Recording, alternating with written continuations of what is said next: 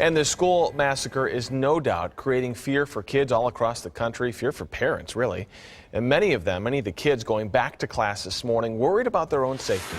ABC's Courtney Karl-Mark joins us live now. And Courtney, teachers here in the Valley have a big challenge in front of them, answering some of these tough questions from kids.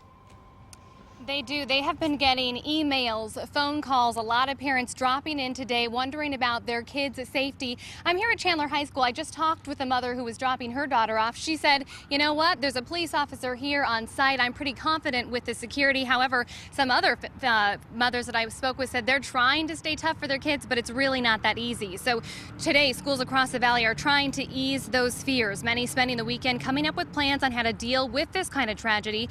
Some I spoke with say they've already sent out letters and emails. Others are updating their websites with safety and security information.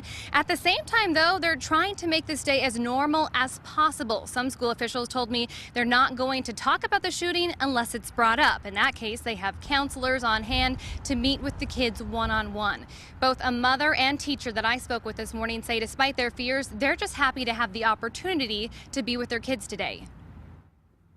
Unfortunately, some of the parents in Connecticut, they won't get to experience this anymore. Instead of getting them ready for school, they're getting them ready for memorial services, and I just can't even begin to imagine what that's like. I'm just thankful to be able to go back to school and to be with the kids and hug them. And there's nerves, of course, a little bit, but I just try not to think about it.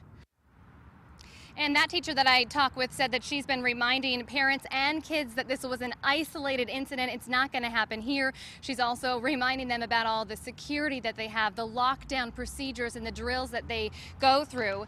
Here at Chandler High School, they actually sent out these memos to every single one of their teachers, all of the counselors on Friday, just talking about how teachers can talk with the kids today about grief, how they can answer their questions. And coming up in about a half an hour, I'm going to talk with one of the counselors here and get information on what they are doing here today.